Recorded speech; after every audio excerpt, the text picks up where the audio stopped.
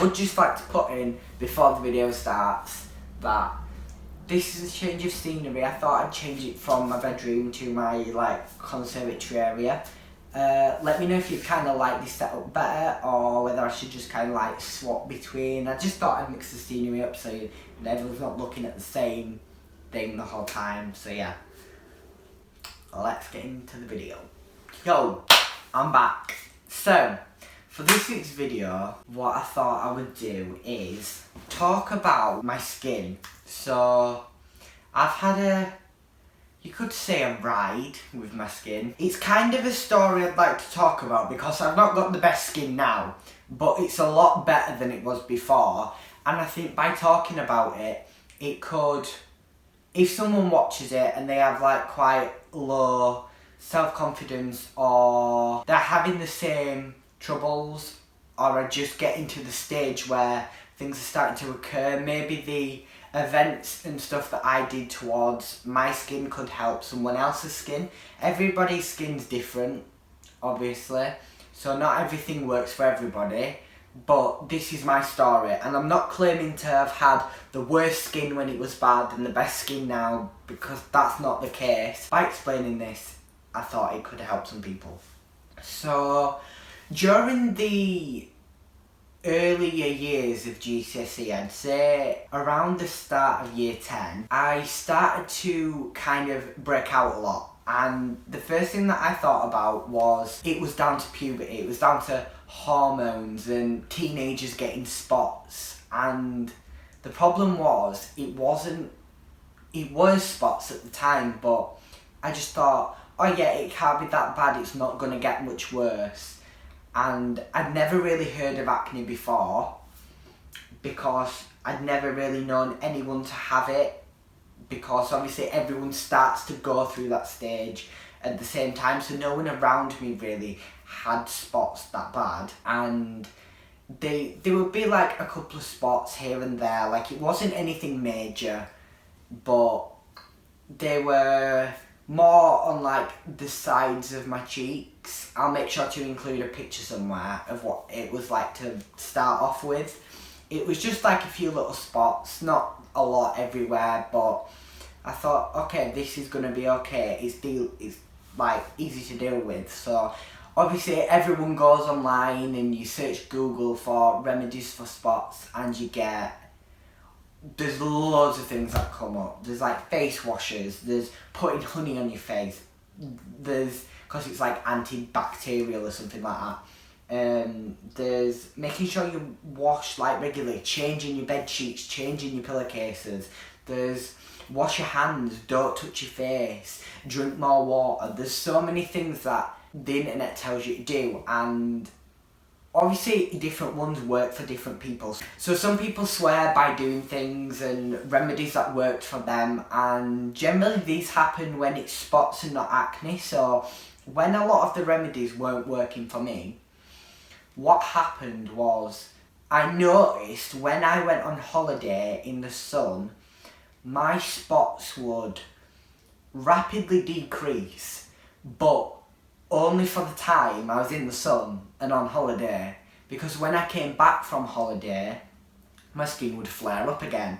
It was like the sun was, I don't know how to explain it, it was like a temporary solution, if you could call it that. And my granddad, when he was younger, had really bad acne, and they used UV treatment for it, so I thought that must be it. I'll go in the sun all the time and it'll get rid of my spots, but obviously the sun's really bad for your skin and it can cause skin cancer and stuff like that. But I thought at the time anything's worth it to get these like spots that are starting to become more frequent off my face. For a while it worked. Like I went on holiday to Spain and that got rid of them for the time I was away. Then I went to America. The year after I went to Portugal, and all of the times I was in the sun, my spots went away, and I could feel myself becoming more confident in taking pictures, going outside, not feeling as if people were staring at my face. Do you get what I mean? In between these sorts of holidays, the spots were getting really bad, so I'll include another picture of here. I think this was in July 2016, and literally the side of my face was covered with spots, and the other side too, but I didn't get a picture of the other side. But it was becoming like a big deal, and at the time, everyone else just thought it was kind of like normal. No one really notices that you just have a face of spots because it's like gradual, so no one really notices it. But when it's happening to you and you're seeing every day that more and more spots are coming in your face and they're not leaving, it's quite a scarring experience for your skin, obviously, and mentally, because obviously it's going to affect you in doing things that should normally be day-to-day life. It was becoming a big problem, so I decided that I would go and see my GP, and they said that they thought it was like just kind of teenage spots, but they would refer me to a dermatologist in the meantime just to like double check. So the doctor at my GP gave me some like lotion or something to put on, and it just like dried your skin out, and it did get rid of a few spots, I'll give it that. But in the time while I was waiting to go to the dermatologist, it took ages. It literally took like 8 to 12 weeks or something like that for like the whole process, and it was really annoying. We went to walk-in centres and we basically tried everything, and nothing was getting them away. And at this time, obviously, I was going through exams, and there were a lot of pressure, so everything to be put on top of like a child/teenager at that point is quite a lot to deal with. But we then went to the dermatologist, and I'd been reading up, and the one that I thought I had was cystic acne, and it turns out that I was correct with that because there's different types of acne. But when I went to the dermatologist, they said, yeah, that's cystic acne. We've got a few things we can try it on. It's not all really bad yet, so we're not going to put you on Roaccutane, or Roaccutane, however you want to say it. But we can put you on some lotion and some tablets. Through this process, it was like a 3-month kind of thing. And they just completely dried my skin out, and it was very dry. It's not as intensive as Roaccutane or Roaccutane.